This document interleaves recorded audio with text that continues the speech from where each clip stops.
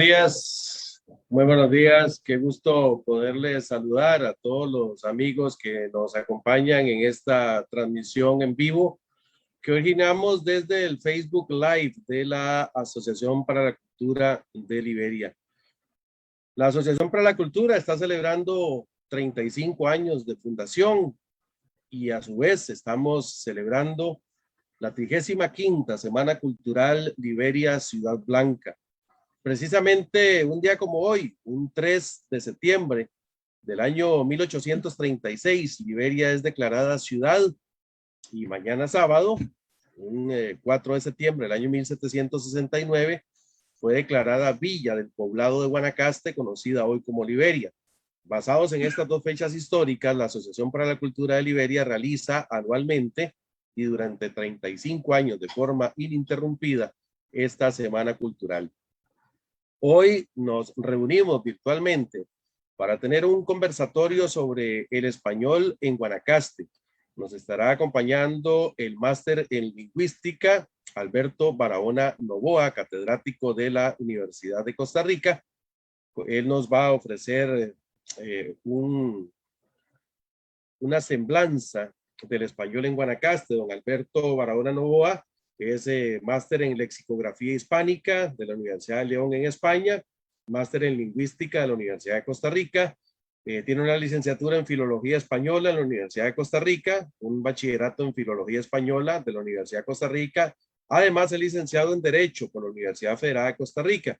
Y pueden ver ustedes en esta pantalla, en la parte azul, pueden ver las obras que él ha publicado, el Diccionario Enciclopédico de la Actividad Parlamentaria, Uso Moderno de las Mayúsculas, Compendio de Boletines Filológicos, Estilo de la Ley, y la sección de un libro, Pueblo Chico, Infierno Grande, la propuesta neobarroca de Nora Mora y otros autores, donde él tiene un segmento. Y en el cintillo celeste que ustedes están viendo en este momento a su izquierda, donde está la fotografía del máster Barahona Novoa, pueden encontrar el teléfono de su oficina, que él lo tiene publicado en su perfil de la Universidad de Costa Rica, y también su correo electrónico, jose.barahona@ucr.ac.cr. Con don Alberto estaremos conversando sobre el español en Guanacaste. Vamos a iniciar este espacio recibiendo a la señora Nuria Cuadra, que es la presidenta de la Asociación para la Cultura de Liberia. Doña Nuria, dentro del marco de esta 35ª Semana Cultural y de los 35 años de la Asociación para la Cultura de Liberia, hoy nos abrazamos virtualmente en torno del español de Guanacaste. Doña Nuria, buenos días. Buenos días, Guillermo. Muchísimas gracias por esa introducción. Saludar a todo Liberia, darle las gracias por todo este acompañamiento durante toda la semana. Si no hubiera sido por Liberia y si no es por la comunidad, pues esta Semana Cultural no tendría el éxito que tiene. Y es por ustedes y para ustedes. Muchísimas gracias a don José Alberto, que nos acompaña hoy. Definitivamente vamos a tener una conversación de lujo al respecto de nuestro español aquí en Guanacaste. Y bueno, tenemos además una invitada especial, que es la profesora Neldy Ramírez, que muy querida en Guanacaste, muy querida en Liberia por sus estudiantes y por los padres de familia también, ¿verdad? Porque les ha ayudado a los muchachos definitivamente a comunicarse de la mejor manera, y les doy la bienvenida a todos a este conversatorio muy interesante, definitivamente.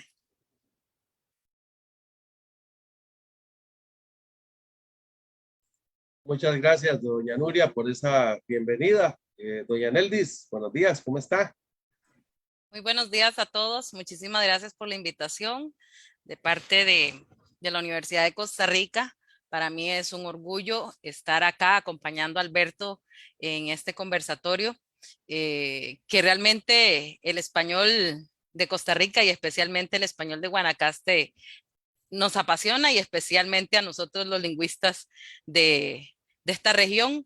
Entonces, pues es un honor estar al lado de un gran compañero, un gran ser humano y un gran profesional. Muchas gracias, doña Neldis. Queremos indicarle a todas las personas que nos acompañan en la sala virtual que en los comentarios de la transmisión de Facebook Live pueden dejar sus consultas y comentarios. Don Alberto nos hará una presentación del español en Guanacaste y luego de su disertación le estaremos trasladando al profesor Barahona las consultas y comentarios que ustedes se sirvan dejarnos en la conversación, en el chat de este foro virtual El Español en Guanacaste. Sin más, el señor máster en lingüística, Alberto Barahona Novoa, nos ofrece su presentación.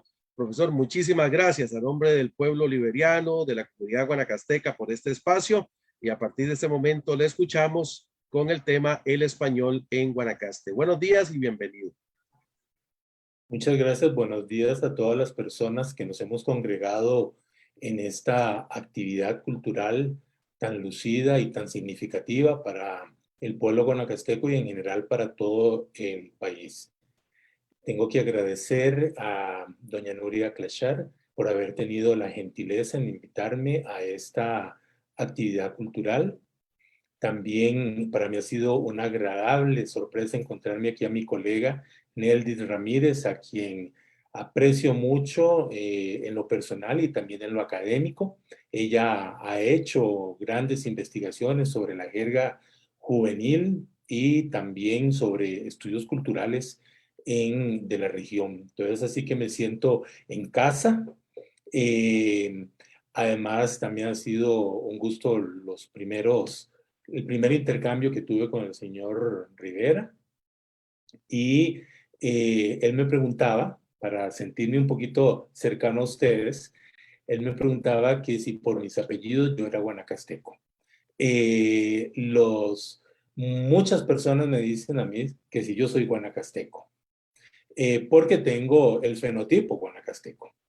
Pero en realidad mi familia es de Punta Arenas, es oriunda de Punta Arenas. Y pues es la misma región. Entonces yo no he vivido en Punta Arenas, pero sí me siento identificado por la ancestralidad con esa región. Y por supuesto el tema de las variantes lingüísticas en Costa Rica, pues me han apasionado desde hace mucho tiempo. Antes de compartir con ustedes una presentación sobre el español de Guanacaste en sus vertientes externas y lo que se ha dicho sobre el español de Guanacaste, yo quiero hacer dos aclaraciones, tal vez de metalenguaje, de terminología, para que ustedes me puedan comprender y me puedan seguir de mejor manera. En la lingüística actual, en la dialectología actual, utilizamos unos términos que se han, digamos, redefinido. Cuando yo hablo de dialecto, no me estoy refiriendo a una forma en forma despectiva a una forma de hablar. Cuando yo hablo de dialecto, yo hablo una forma de hablar, una variedad lingüística que está definida por criterios geográficos, meramente, sin ningún tipo de valoración. Es decir, porque a veces nosotros decimos, no, es que esa gente habla un dialecto, o en tal lugar hablan un dialecto.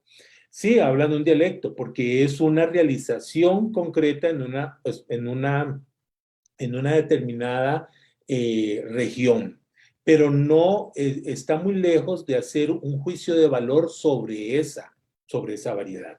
Entonces, un dialecto, ahí tenemos dialectos en el mundo hispánico muy variados. El dialecto mexicano, el dialecto rioplatense, el dialecto peruano, el dialecto costarricense, y dentro de Costa Rica hemos distinguido también variaciones por región, es decir, dialectos.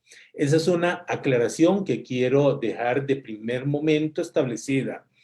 Luego, es muy importante aclarar que la dialectología actualmente, en todos sus estudios, convoca otros saberes para poder comprender el hecho lingüístico.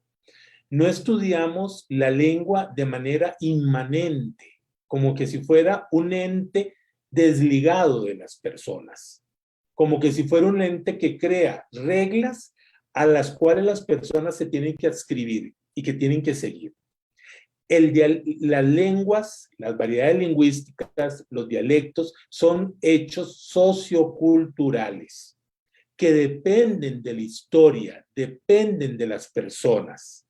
Entonces, en ese sentido, todas las variedades de lengua sirven a los propósitos de la comunicación. Por tanto, no hay variedades mejores que otras. Ciertamente hay dentro de este abanico de posibilidades, hay una variedad que se le ha llamado variedad estándar o variedad culta, que sirve a unos propósitos de comunicación muy concretos para, por ejemplo, la educación, para el lenguaje administrativo, el lenguaje jurídico, pero esa no es la realidad. O las variedades que en algún momento se propusieron como variedades cultas o como modelos de corrección. Digamos, lo que aparece en los manuales de redacción, en las gramáticas, en las obras de la Real Academia Española, de otros momentos, porque también la misma Real Academia Española ha cambiado su perspectiva. Esa variedad culta, por así decirlo, es una variedad que sirve a unos propósitos comunicativos, como todas las otras variedades sirven a otros propósitos comunicativos.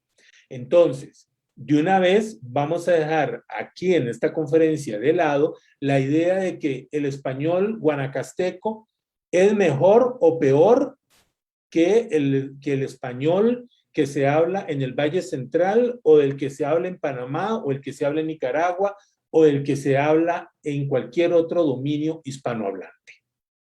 Son variedades, son formas, son consensos que las comunidades han creado para su comunicación y se consideran normales en el sentido de que están ajustados a una norma convenida socialmente.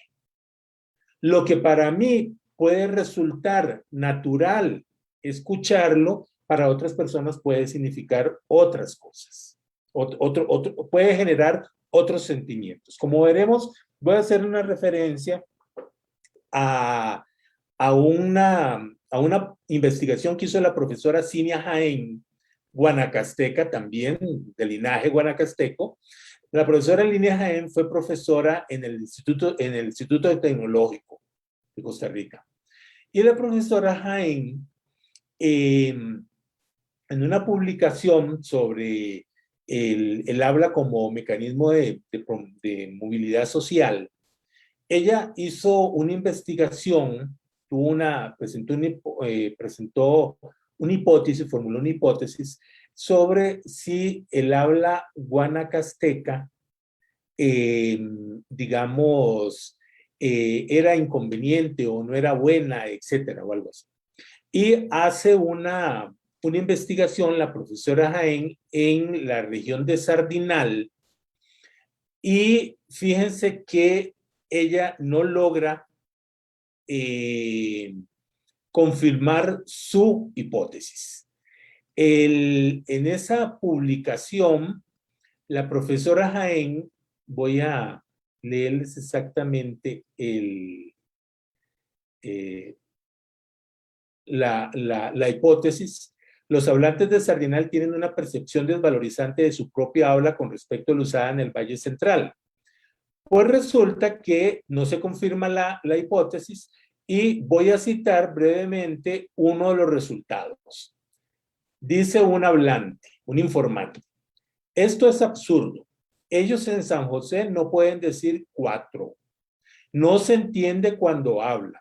Casi dicen guacho. Como hablando así puede ser uno más respetado. Vean ustedes cómo entonces no solo los hablantes vallecentraleños hacen manifestaciones minusvalorizantes del español guanacasteco, sino también los guanacastecos del español vallecentraleño. Claro, esto es totalmente comprensible. ¿Por qué? Porque los hablantes desarrollan lealtades lingüísticas a sus formas de hablar. Lamentablemente, algunos, y eso es una dinámica que va a ser totalmente factible, hay una dinámica en que algunas variedades se sobreponen por prestigio a otras. Y eso es lo que ha pasado en Costa Rica, que la variante del Valle Central ha tenido, porque está apoyada en unos hechos históricos, económicos, que la han convertido en una variedad dominante frente a otras realidades lingüísticas, pero que nunca habría que dejar de tener claro que existen y que tienen un valor para esas comunidades.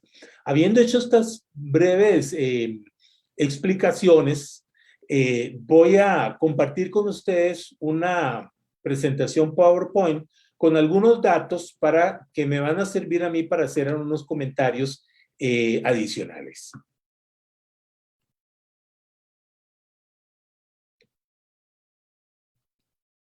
Bueno, vamos a comenzar por la historia externa. Como yo les decía, las variedades lingüísticas se forjan con el concurso de otros factores estudiados por otras disciplinas, como la historia, como la sociología, como la antropología. Pues bien, en este caso voy a usar criterios históricos, que por cierto es una periodización que ha establecido el profesor Miguel Ángel Quesada Pacheco para el español guanacasteco, en su obra del 91, El español de Guanacaste. Tenemos que para el español de Guanacaste se proponen estos tres periodos históricos, 1519, 1730, o sea, mediados del siglo XVIII, del siglo XVIII a las postrimerías del siglo XIX, y a partir de mediados del siglo XIX hasta hoy, un periodo de contacto con el Valle Central. Estos tres periodos, las fechas son meros indicativos, porque puede ser que haya traslapes temporales entre uno y otro. Veamos en qué consiste ese primer periodo de gestación, es decir, el contacto con el sur. Tenemos que tener en cuenta... No te entendí. ¿Puedes repetirlo? Perdón. Tenemos que tener en cuenta que la zona noroeste del país, donde se encuentra ubicada la provincia de Guanacaste, fue explorada mucho antes que el Valle Central. A principios del siglo XVI, ya los españoles estaban incursionando en esta parte del territorio nacional. Hay que esperar casi medio siglo más para que se inicie la conquista y el poblamiento del centro del país. En este primer periodo de gestación del español guanacasteco, los grupos peninsulares que llegan van a tener unas características particulares, y también hay que tener en cuenta que es un periodo dominado por la exploración. Los españoles buscaban de alguna manera un contacto natural, un canal natural entre el Mar del Sur y el Mar del Norte. Es decir, buscaban poder tener contacto desde lo que llamamos hoy Océano Pacífico con las grandes ciudades de las Antillas, La Habana y Santo Domingo. Pues resulta que la entrada por el Golfo de Nicoya y el río Tempisque prometía de alguna manera ese contacto, porque también se sabía que más al norte había una masa de agua importante, que es el lago de Nicaragua, y que probablemente por allí iban a poder llegar hasta las posesiones en las Antillas. Pues resulta que entonces se da un gran proceso de exploración, y esas expediciones principalmente vienen desde Panamá. Hay que recordar que ahí se dan unos grandes hechos históricos muy significativos. Por ejemplo, la profesora Claudia Quiroz y Juan Carlos Solórzano, en un libro sobre el español, la Costa Rica en el siglo XVI, señala cómo en estos primeros años se da la primera gran, digamos, masacre, por así decirlo, o genocidio de los pueblos autóctonos costarricenses, porque son capturados muchos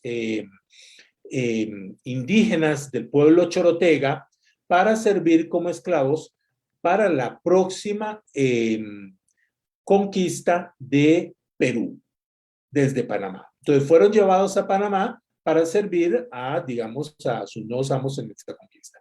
Y también se da la primera gran deforestación de la península de Nicoya, porque se talan muchos árboles para construir naves que iban a ser utilizadas en la expedición hacia el Perú. Pues esta región, entonces, llega población de Panamá y esa población va a traer unas características lingüísticas, voy a adelantarme, que son de características lingüísticas andaluzadas, de un español antillano con una fuerte base andaluza y entonces se va a crear un gran nexo comercial y político con Nicaragua, Panamá y Perú. Y aparecen en esta época, o los españoles utilizan el poblado de Nicoya, que era un pueblo indígena, como centro de abastecimiento. Y posteriormente, más o menos por 1575, los españoles redistribuyen la población que se encontraba dispersa, la población española que se encontraba dispersa en la banda oriental del Golfo de Nicoya, en la misma Nicoya, en otras zonas como Chomes, etcétera, y la reubican en una ciudad de fundación española que es Esparza, en 1575. Allí, entonces, vamos a tener dos grandes ciudades o urbes que difuminan la variedad española por toda esta región.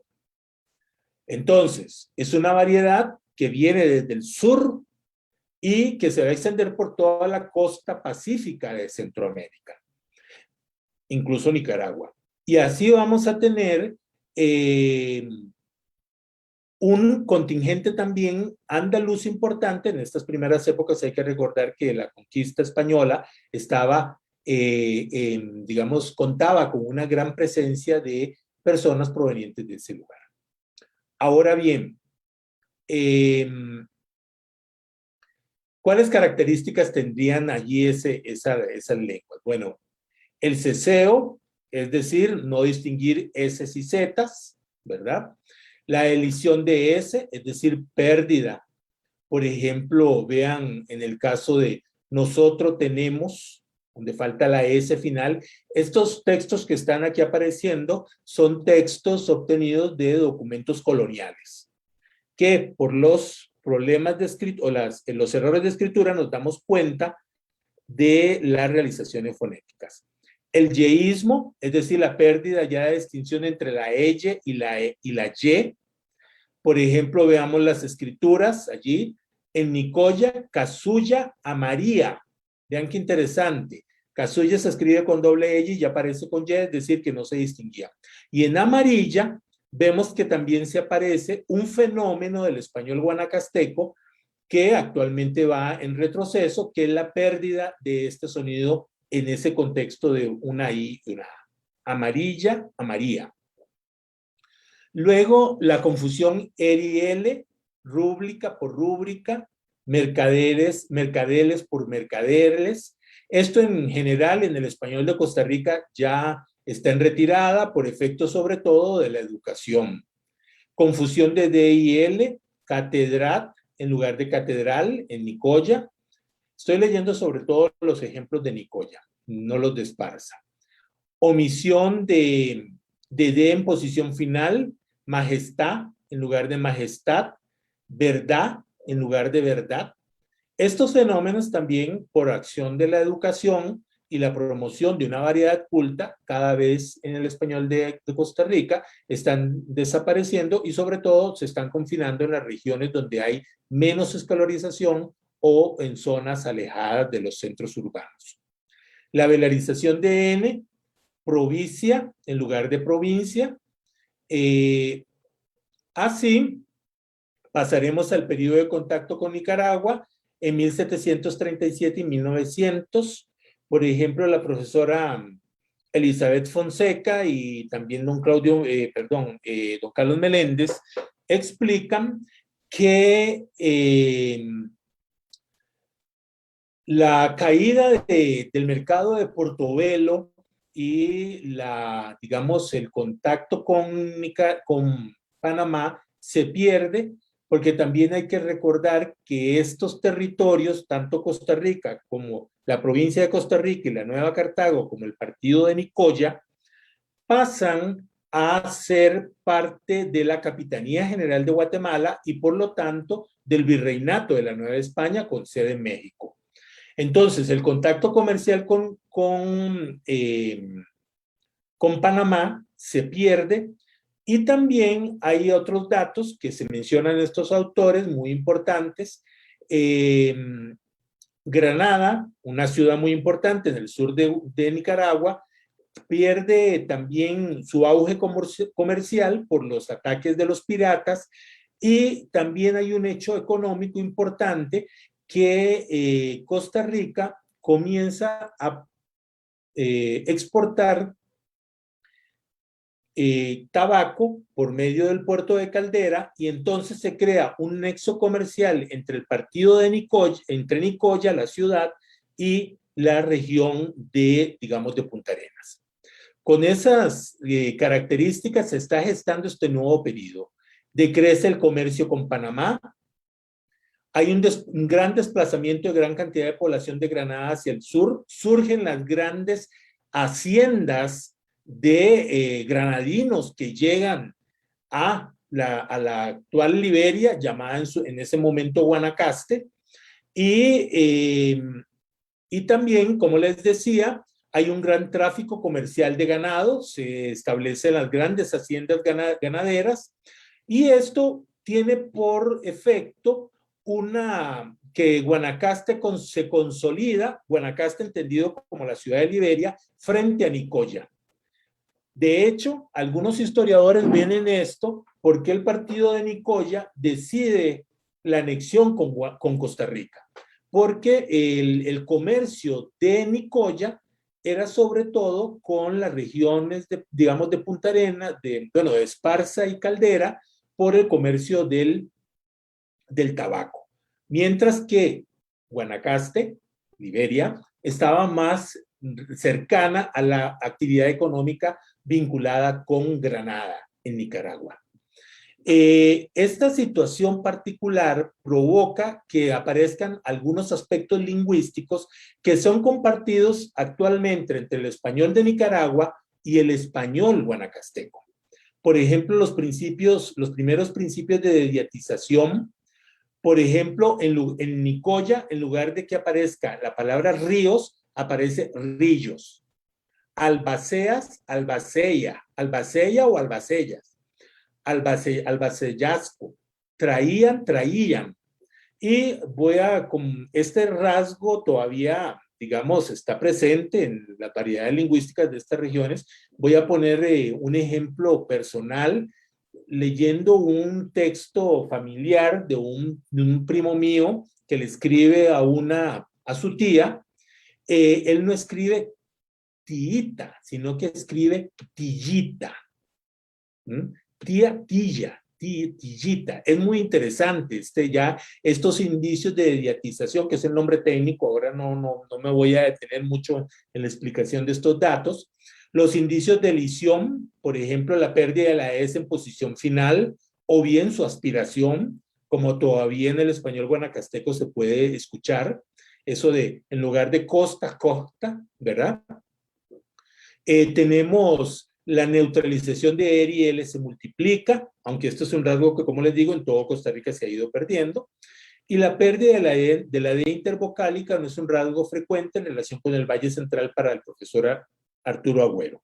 Es decir, cantado en lugar de cantado. Bien, en el periodo de contacto con el Valle Central, es decir, en el último, a partir de la anexión, digamos, hasta los días actuales, este es el gran hecho histórico, ¿verdad? Ya, digamos, los historiadores han dicho que probablemente este vínculo, esta cercanía de Nicoya con la zona de Caldera, por el comercio del tabaco, propicia esta anexión, y vamos a tener que, entonces, al darse el partido de Nicoya, al ser parte del territorio de Costa Rica, tenemos que se incremente el comercio ganadero con Alajuela, por ejemplo, en lugar ya no con Granada. Se inicia la colonización vallecentraleña de las zonas altas de la península, por ejemplo, Tilarán, Bijagua, Cerro Azul, Ojancha, Río Oro, donde podemos encontrar población desplazada desde el Valle Central. Tilarán, por ejemplo, es el caso claro, digamos. Tilarán es una región donde allí las personas las personas que viven actualmente son descendientes de gente que llegó desde la parte occidental del Valle Central, es decir, de San Ramón, de estas zonas, digamos, de Poás, etc. Luego tenemos que aquí se inicia en realidad el periodo de transferencia lingüística entre las dos variedades dialectales, es decir, entre la región de Guanacaste y el español de Guanacaste y el español del Valle Central. Y a partir de esta época se comienza a dar una nivelación interdialectal. Además, hay que tener en cuenta que en los últimos años las vías de comunicación entre estas dos grandes zonas dejan de ser límites, obstáculos. A principios del siglo XX todavía la zona guanacasteca y la zona del Valle Central se encontraban bastante, digamos, distantes. El viaje duraba varios días, etcétera, etcétera, ¿verdad? Ahora actualmente pues no existen esas variedades y eso permite más el movimiento de los hablantes. En cuanto a aspectos lingüísticos, en las zonas transicionales, sobre todo en las regiones de la parte sur de la península de Nicoya y en la parte de Punta Arenas, digamos, y en la banda oriental del Golfo de Nicoya, hay un aumento en la frecuencia de la aplicación del grupo TR, que era un rasgo prototípico del Valle Central, 4, ¿verdad? En lugar de 4.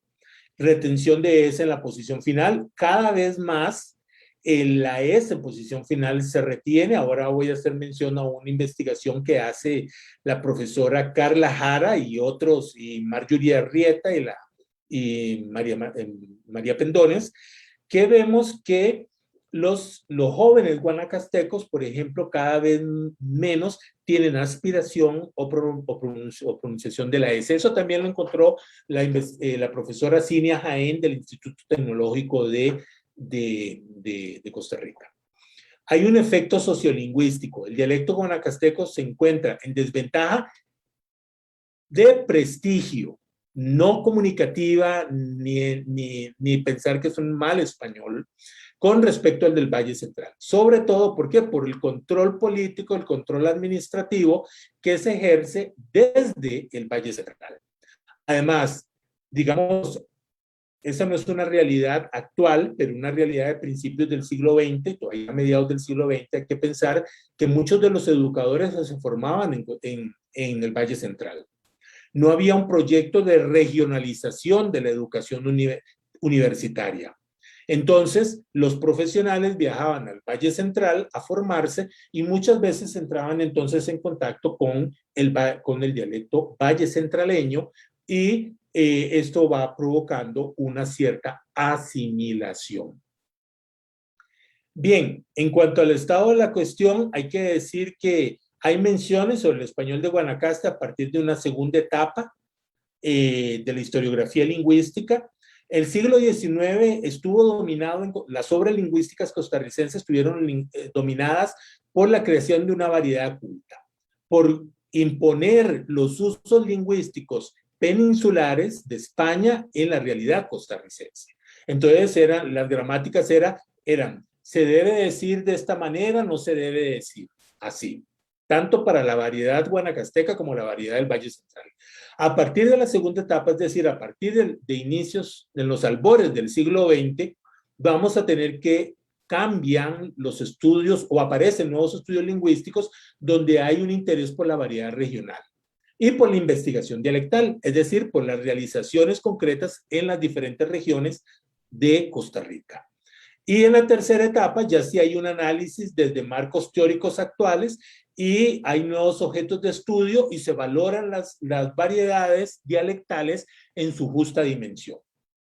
A partir del a inicios del siglo XX, cuando inicia esta segunda etapa, ya Alberto Brenes Córdoba presenta ya en esta obra Ejercicios Gramaticales un primer regionalismo de la costa pacífica. Habla del chinamito para el español de Punta Arenas, que luego después se va a generalizar en el español de Costa Rica. Luego tenemos de Luis Doble Segreda, y aquí en 1908, él es el primer filólogo en distinguir dos zonas dialectales por factores topográficos, es decir, por factores geográficos. Y veámoslo cómo lo hace. Ojo al comentario sobre Guanacaste. Los que viven en regiones cálidas sienten pereza por alargar las sílabas y se comen las letras. Forman palabras enteras. Se comen las letras, fonemas, palabras enteras. Las hacinan unas sobre otras, aglutinándolas a veces de un modo curioso. Claro, todavía hay cierta valoración, ¿verdad?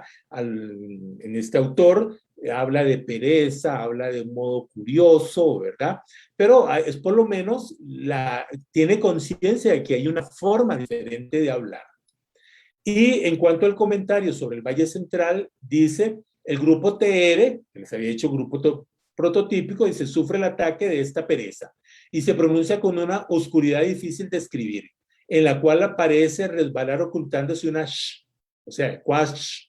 ¿Ah? Los que viven en regiones frías no deben tener embarazos en pronunciar las S, en rodar las R's, en nasalizar bien las N's, etc. Pero vean qué interesante. Vean que Luis Doble Segreda no utiliza juicios de valor solo para Guanacaste, sino también para el Valle Central. O sea, aquí igualmente dice al Valle Central, no seamos perezosos, ¿verdad? No tengan embarazo en pronunciar las cosas bien. Claro, todavía había una idea de que había una forma correcta de hablar el español. Bien, otros estudios lingüísticos de esta etapa tenemos a don Carlos Gallini, Diccionario de Costarriqueñismos, ya registra 175 voces, digamos, de regambre guanacasteca, hoy la mayoría en desuso. En ediciones posteriores se incrementa esa cantidad de guanacastequismos. Luego, don Arturo Agüero, en el 60, en una obra del español de Costa Rica, se prefiere, es el primer autor en referirse al español de Guanacaste en forma directa y general, y enfatiza las similitudes con el español de Nicaragua. Este dato yo quisiera matizarlo. El español guanacasteco no es una expansión del español nicaragüense. Nosotros tendríamos que pensar que tanto el español nicaragüense como el español guanacasteco o el español panameño y todavía más al norte de Nicaragua, son variedades que están en una zona geográfica que comparten rasgos lingüísticos. Los dialectólogos hablan de zonas terrabajenses, en contraste con las zonas terraaltenses. Estas zonas terrabajenses tienen rasgos muchas veces acusados, rasgos de raigambre andaluza. De hecho, don Miguel Ángel Quesada Pacheco, en su obra El español de Guanacaste, presenta un cuadro donde presenta estos rasgos lingüísticos que son compartidos por Nicaragua y por Panamá en contraste con el Valle Central. Es decir, entenderíamos que la zona pacífica de Centroamérica, incluyendo a Panamá, es una gran macrozona dialectal, es una especie de espectro dialectal con rasgos lingüísticos compartidos. Vamos a ver, fíjense siempre Agüero haciendo esa comparación con el español nicaragüense, dice, más fácil es para un nicaragüense comprender lo que los guanacastecos expresan con ciertos vocablos que para los cartagos. Obviamente, porque los cartagos están en una región, con lo que dicen los dialectólogos, zonas terraltenses de América. De hecho, hay otras zonas terraltenses, por ejemplo, el español del centro de México, el español del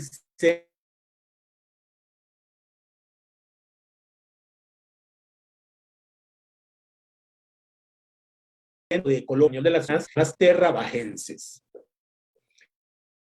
Bien, hacia finales del siglo XX ya aparecen estudios con marcos teóricos consolidados y, por ejemplo, Susan Cowing presenta en el 75 una obra específica, y tienen ustedes el título, sobre el español de Liberia. Y hace un estudio fonológico descriptivo de esos sonidos, de los fonemas oclusivos y vocálicos para el español liberiano, que utiliza la metodología dialectal de Resnick. Ahora no tenemos tiempo para explicar en qué consiste, pero sí quiero dejar claro que es un marco teórico ya bien consolidado. Es el primer estudio científico del fenómeno, o sea, de la variedad.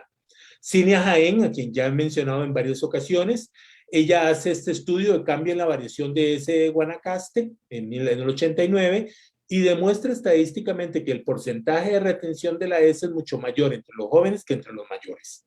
Es decir, que las poblaciones jóvenes guanacastecas se acercan al modelo de pronunciación del Valle Central.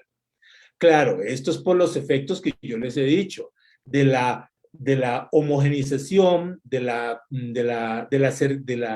acercamiento entre estas dos regiones, movimientos demográficos, pero ojo, también hay que tener en cuenta que Guanacaste ha tenido una proyección hacia otras zonas de Costa Rica. Por ejemplo, la zona norte del país, la vertiente la vertiente atlántica o la vertiente caribeña, y hacia la zona sur.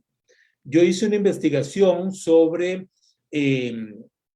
digamos, cómo migró una palabra, el nombre de esta bebida guanacasteca obtenida del maíz pujagua, el chicheme, y yo me di cuenta que está esparcida, ha sido proyectada hacia Limón, la vertiente caribeña, y hacia la región sur de Costa Rica. ¿Por qué? Por los desplazamientos de población guanacasteca hacia esas zonas, sobre todo para mano de obra, digamos, en las fincas bananeras y en otros tipos de agricultura. Aquí quiero agregar un dato. La zona sur tiene una gran presencia también guanacasteca como del Valle, como de Panamá, y no solo la zona guanacasteca, sino el Pacífico Central, Punta Arenas. Esto lo podemos explicar porque la Standard Fruit Company, cuando hace las negociaciones con Ricardo Fernández, por ahí más o menos de 1930, para explotar el cultivo del banano en la región sur de Costa Rica, el gobierno de Costa Rica incluyó una cláusula, y esta cláusula era no desplazar población afrodescendiente desde la vertiente del Caribe hacia la zona sur. Estos datos yo los encontré en una obra que se llama El judío en Costa Rica, del profesor Jacobo Schifter. Allí, entonces, bueno, ¿qué población vamos a traer? Bueno, entonces traemos pobladores guanacastecos y de la región de Punta Arenas, y así se va poblando esta región. Hay que tener en cuenta también un dato muy interesante para esta región, es que en estudios posteriores el profesor Quesada Pacheco ha encontrado evidencias de rasgos lingüísticos que se usan en la región sur de Costa Rica, que son probablemente aporte del español guanacasteco. Un caso que él presenta es el cefeo, que está en la banda oriental del Golfo de Nicoya. Bueno, tenemos otras obras también de Cinia Jaén, El léxico de la cultura del maíz. Ya vemos que son estudios con bases teóricas importantes. La profesora Hortensia Mesa hace una investigación sobre el hablar de los sabaneros liberianos y tilerarenses. Estudio léxico semántico con adaptaciones fonológicas, morfológicas y sintácticas. Y hace un análisis componencial del habla de los sabaneros liberianos y tilerarenses. Esto, como les digo, no soy exhaustivo, estoy presentando algunas de las investigaciones que se han hecho, porque, digamos, sobre todo los que haya alguna mención de Liberia, hay más, pero digamos, por las limitaciones de tiempo, que también no sé en cuánto ya he abarcado del tiempo disponible. Tengo aquí María del Carmen Robles, y aquí esto me va a servir con esta investigación que ella presenta. Ella cuando hace un análisis comparativo entre el uso de las formas de tratamiento entre Guanacaste y el Valle Central, se da cuenta que en el Valle Central la forma pronominal vos se usa más, un 27% más que en Guanacaste. Y es que esto tal vez se deba a que es un tema que ahora no voy a desarrollar, pero también hay diferencia entre las urbes, las ciudades y las zonas regionales y las zonas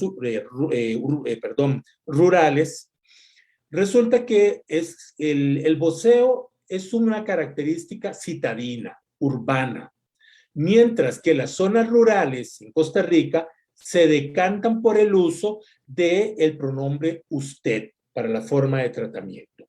Entonces, si partimos de que en Guanacaste hay una gran extensión de zonas rurales, probablemente, y tal vez en el momento que se hizo esta investigación, tal vez los hablantes no estaban concentrados tanto en las ciudades y por lo tanto, entonces el uso de voz es menos frecuente que en el Valle Central, donde la concentración demográfica en las ciudades sí es mayor.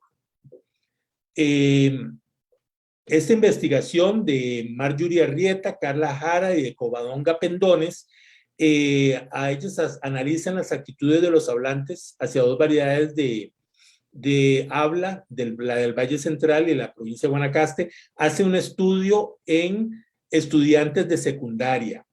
Ellas grabaron hablantes guanacastecos, hablantes del Valle Central, expusieron a estas poblaciones estudiantiles a las grabaciones y les pidieron que establecieran qué les parecía a ellos. Eso se llaman estudios de actitudes lingüísticas. Y resulta que los mismos guanacastecos evaluaron más positivamente la variedad vallecentreña que la propia. Esto es realmente fruto de una educación que no valoriza las realizaciones regionales. Incluso vean que nosotros por mucho tiempo fuimos educados con la idea de que el español de España es el correcto. Que esa es labor de los docentes, labor de los lingüistas, labor de los filólogos, despertar en la población costarricense lealtad lingüística y abandonar la inseguridad lingüística. Miguel Ángel Quesada Pacheco, en 1991, El español de Guanacaste es la obra más importante, más sistemática acerca de este dialecto, y yo creo que ya don Miguel Ángel ya ha hecho una intervención en otras ocasiones, entonces pues no voy a dar datos mayores. Voy a dejar de compartir y solo quiero presentar, ya para concluir, unas diapositivas que tengo aquí.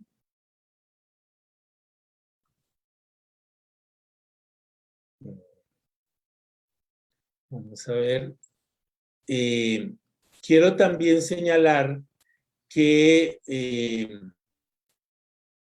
no tenemos que pensar únicamente que Costa Rica está, digamos, dividida dialectalmente solo entre el Valle Central y Guanacaste, porque también estaríamos siendo en cierta manera desleales con otras regiones de Costa Rica y también estaríamos invisibilizándolas. Hay un estudio de zonificación dialectal que lo hace principalmente el profesor Miguel Ángel Quesada. Voy a, digamos, aquí a presentarles estos mapas.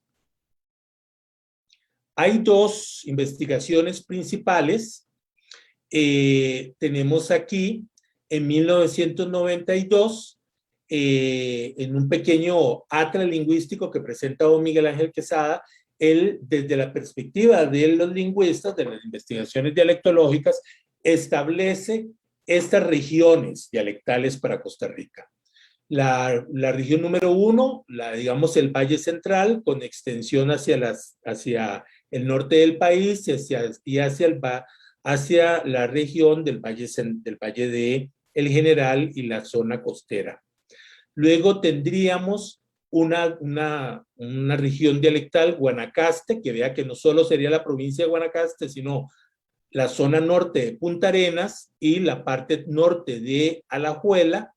Luego tendríamos la zona 3, la vertiente del Caribe, la zona 4 en la región de Ciudad Quesada, que es en realidad también una prolongación del Valle Central. Veremos, digamos, datos del Valle, con aportaciones del Valle Central y también aportaciones del español nicaragüense.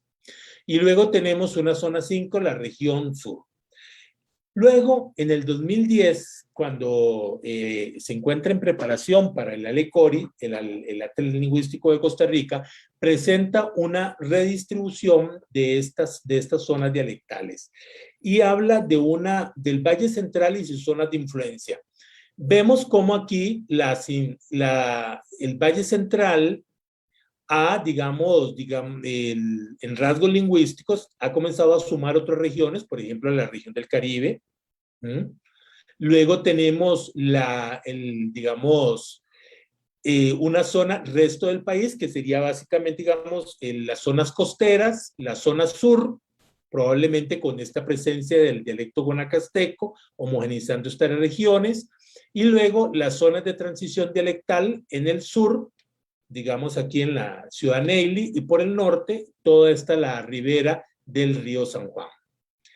Esto es, digamos, lo que los lingüistas plantean, pero el profesor Miguel Ángel Quesada, posteriormente, en el 2013, hace una investigación y más bien quiere saber lo que los hablantes costarricenses perciben, cómo se ascriben ellos. Aquí es ya no lo que piensan los lingüistas, sino lo que piensan los hablantes. Y de aquí tenemos, dice, división dialectal de Costa Rica, según la totalidad de los informantes, es decir, un estudio perceptual. Veamos, aquí tenemos, perdón, percepción de similitudes, es decir, a los hablantes se les dijo, ¿ustedes a qué hablantes de otras partes del país hablan parecido? Pues resulta que vean que la mayor parte del país, del territorio costarricense, se siente que hablan similar al Valle Central.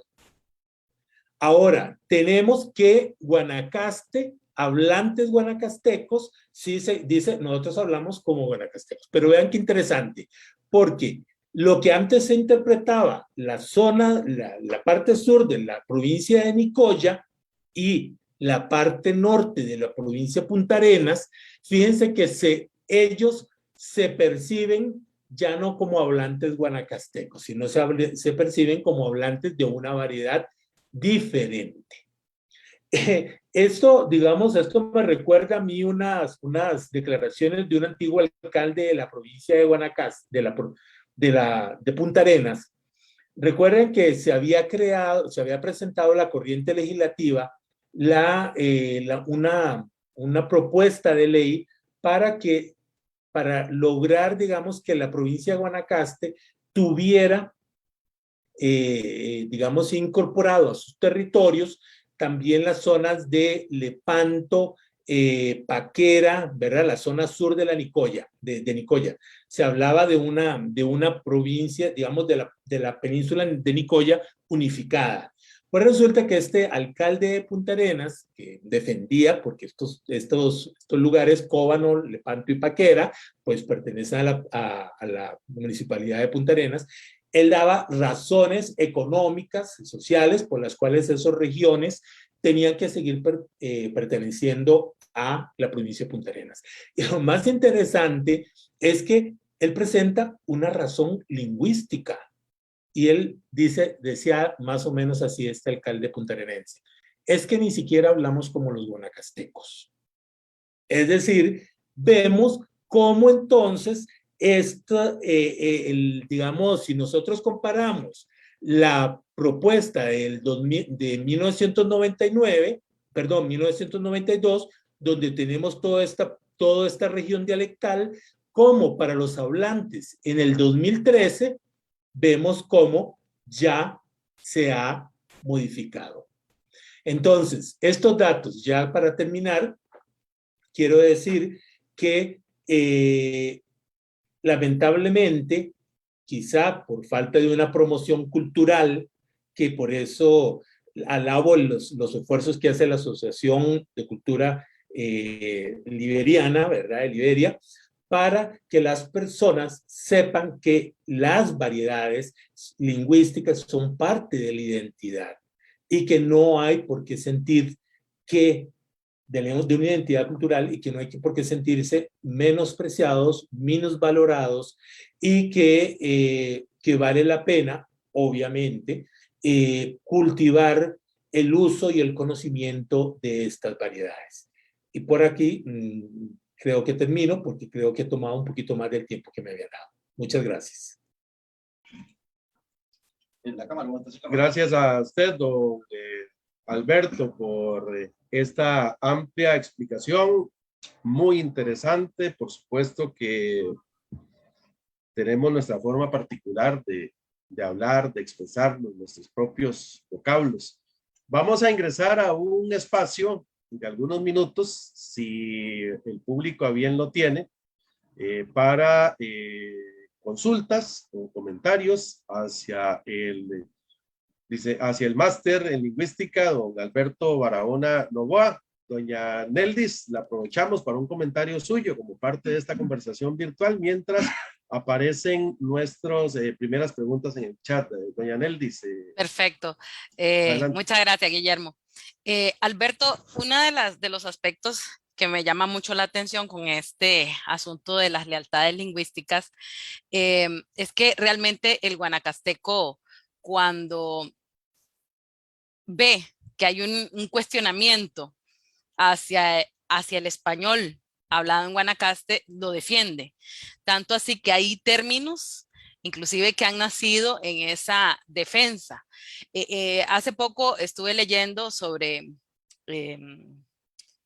un historiador de apellido Wagner que hablaba sobre el término de Cartago, por ejemplo. El término Cartago nace con esa intención que mencionaste al principio sobre cómo llamar y diferenciar a los del Valle Central, ¿verdad? También hay rasgos que se han visto en la parte léxica. Por ejemplo, encontré un término de don Marco Tulio Gardela que es calillita, que en este caso es una astilla fina, ¿verdad? Que ya se quedó el ich que hablas, ¿verdad? Como rasgo fonético. Y también hay rasgos que he notado, incluso con la investigación que yo hice para mi máster en lexicografía hispánica, también con la Universidad de León. Yo investigué sobre el léxico del toreo y concomitantes. Y uno de los aspectos que yo me di cuenta es que hay mucho de la parte del toreo, de la monta. En ese campo semántico, Guanacaste todavía lo conserva, pero se está convirtiendo en un léxico como muy técnico. Y entonces no lo conocerán algunos que tengan relación todavía con fincas, ganadería, etcétera, pero hay términos que vos le preguntás a un joven y le decís, bueno, ustedes saben qué es tal cosa y se te quedan viendo raro. Por ejemplo, yo he preguntado mucho el término tapiscar y me hacen unas caras pensando que es ir a tomarse un trago, en este caso un tapiz, cuando el tapiscar es ir a recoger el maíz, ¿verdad?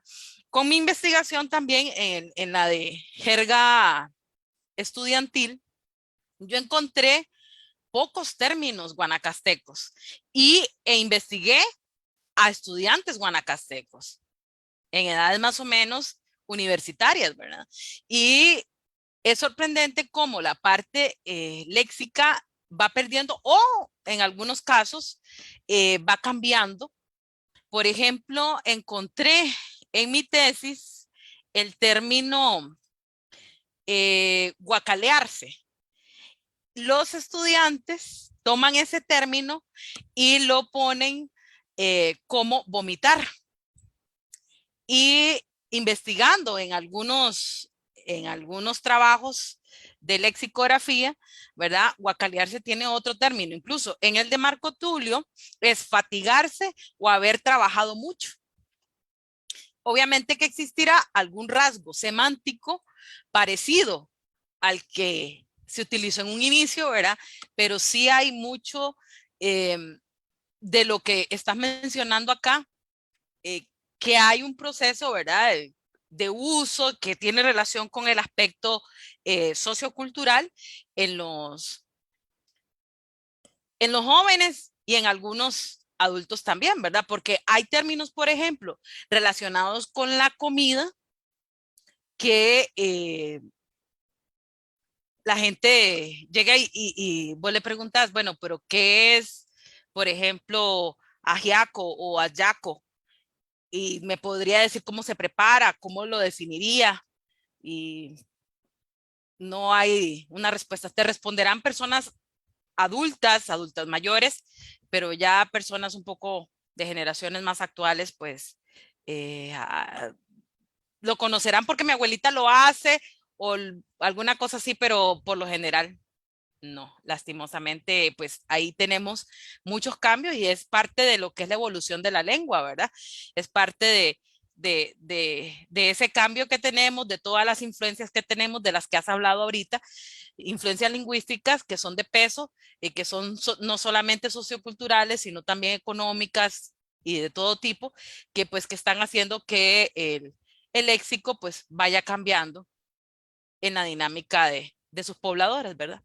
Muy bien, muchas gracias. Sí, sí, claramente, ¿verdad? El cambio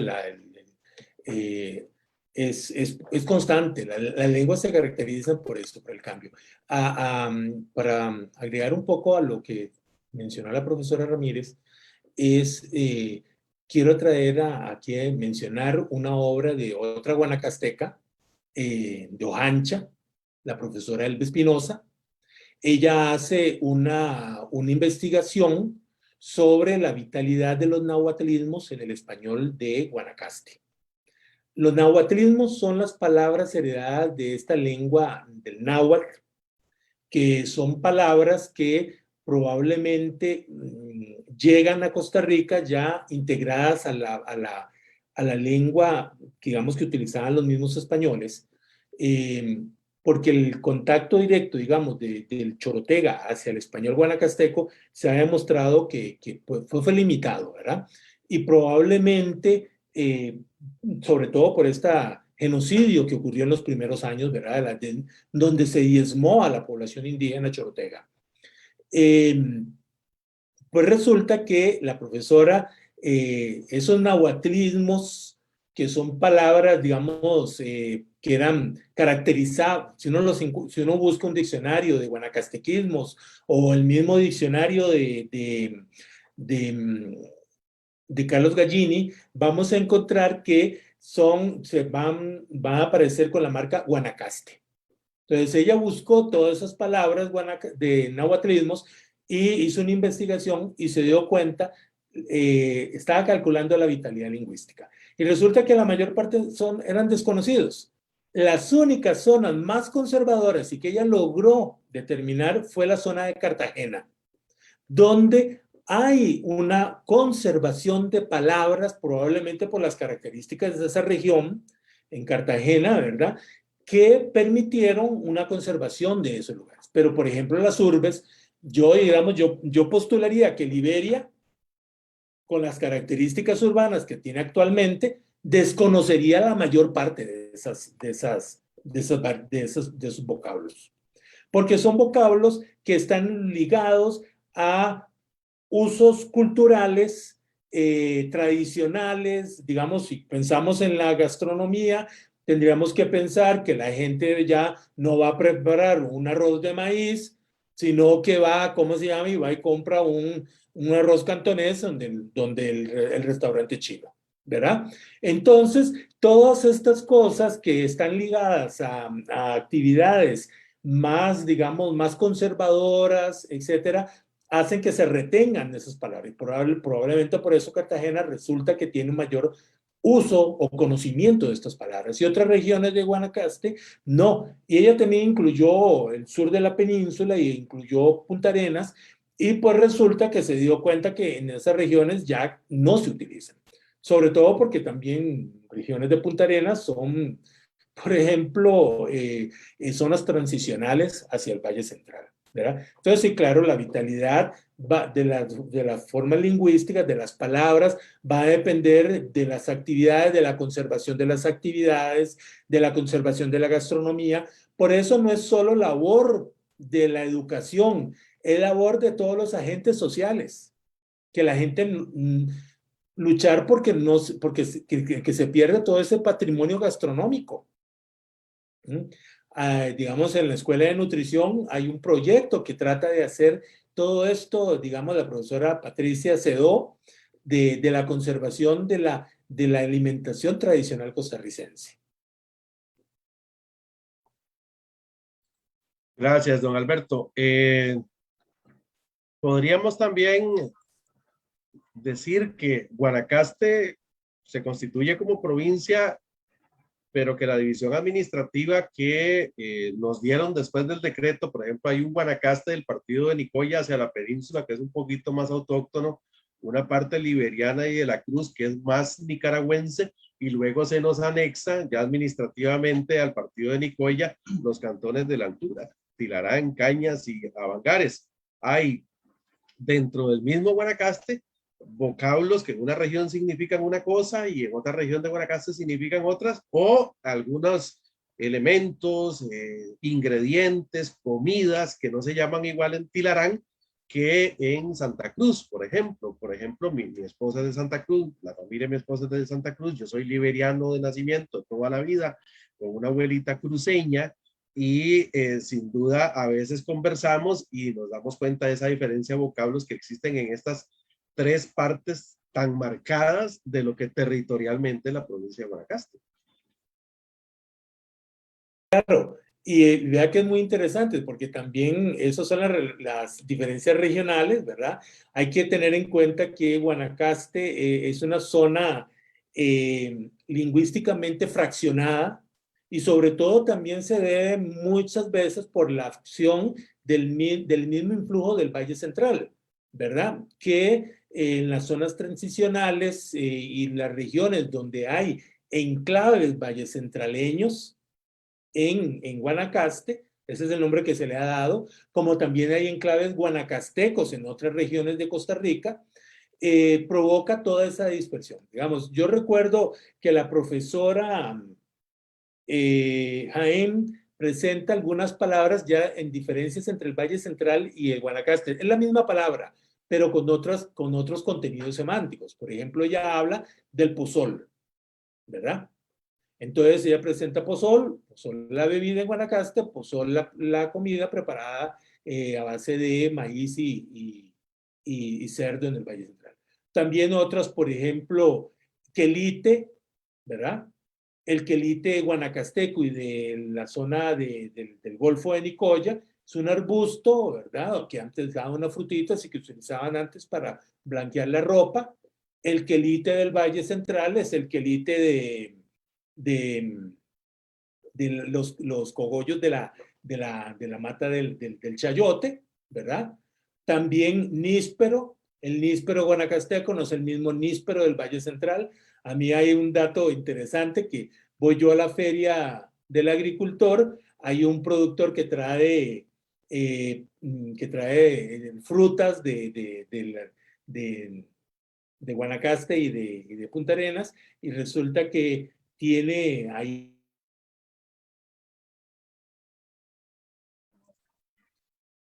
yo veo unos niños y entonces Guanacasteco, ¿verdad? Y digo, no, yo soy, ¿cómo se llama? Soy aquí San José, pero entonces viene y me dice,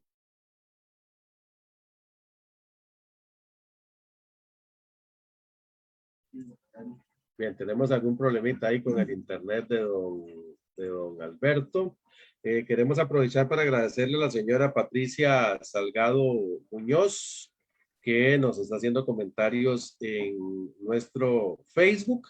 Muchas gracias, doña Patricia, por compartir con nosotros esta transmisión. A doña Margarita Barahona, muchísimas gracias también. Doña Patricia dice, esta conferencia es importante, es un recurso para entender la identidad guanacasteca, sus orígenes y variantes. Olga Guzmán, nuestra amiga psicóloga, dice, excelente explicación. Muchas gracias por compartir estas investigaciones. Dice Olga, soy originaria de San José, tengo 18 años de vivir en Liberia y una de las cosas bonitas que he disfrutado de la cultura guanacasteca en el uso de vocablos muy propios de la zona. Es una de las más agradables formas de identidad de esta zona. Genera un sentido de pertenencia que es necesario rescatar. Así es, doña Olga. O sea, usted se siente querenciada ya en Guanacaste, ¿verdad? Un saludo para doña Olga. Doña Neldis, un comentario, luego doña Nuria, para ir cerrando este espacio de conversación y también agradecerle a las personas que se han conectado con nosotros. Adelante, profesora. Bueno, hacer hincapié en lo que acaba de señalar don Alberto Barahona, en el hecho de que y la misma compañera Olga, hacer hincapié en que debemos despertar esas lealtades lingüísticas y poder conservar mucho de la riqueza léxica, fonológica, fonética que tiene Guanacaste. Es parte de nuestra identidad, es parte de algo que nos hace sentir orgullosos y que ojalá existan y se vuelquen más estudios de personas ya guanacastecas interesadas en hacer de esto no solo una conservación, sino también una divulgación de lo que nosotros realizamos. Así es que yo insto a todas esas personas que, porque tenemos estudiantes en filología guanacastecos, tenemos lingüistas guanacastecos, y yo creo que es importante, incluso lo que acaba de decir Memo, los que hemos hecho parte de este Guanacaste, personas profesionales que se sienten guanacastecas, que tratemos de seguir conservando lo que tanto nos enaltece y nos hace sentir muy orgullosos. Gracias, profesora. Dice don Eugenio Solano, interesantísima exposición que nos ofrece una visión general de la formación de nuestra forma de hablar costarricense. Felicidades por la iniciativa de ofrecernos estas oportunidades. Y recordarles que queda también ahí en el muro de la Asociación para la Cultura, queda la conferencia para que ustedes la compartan y la vuelvan a ver todas las veces que gusten. Doña Nuria, estamos finalizando este conversatorio que don Alberto amablemente nos ha compartido el día de hoy en el marco de la 35ª Semana Cultural Liberia Ciudad Blanca.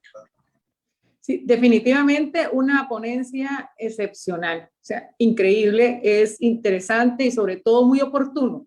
La manera de comunicarnos definitivamente, don Alberto así nos lo ha mostrado, es la expresión viva de la identidad cultural de las comunidades, específicamente en el caso que nos ocupa Guanacaste y Liberia. Nos muestra todo ese proceso histórico que va definitivamente cargada en esa expresión lingüística, en esa expresión oral que nosotros tenemos, y en la medida en que nosotros no tengamos fortalecida nuestra identidad, en esa medida vamos a ir abandonando esa lealtad lingüística, como mencionaba la profesora Neldis y mencionaba también el profesor Alberto. Tenemos que definitivamente conocer nuestros orígenes, conocer nuestra historia para fortalecer nuestra identidad y sentirnos orgullosos, pero con razón, y entendernos como una comunidad. Eso es parte de esta semana cultural, de recordar este día de la fundación del Guanacaste, hoy Liberia. Esta semana normalmente está lleno de estos detalles, sobre todo para esta juventud, porque como decía la profesora Neldis, a veces nosotros estamos más cercanos, una generación estamos más cercana de todos estos vocablos, de todas estas costumbres, de estas comidas, que el hallaco, que mi abuelita lo hacía, que si lleva jengibre, que si no lleva, etcétera.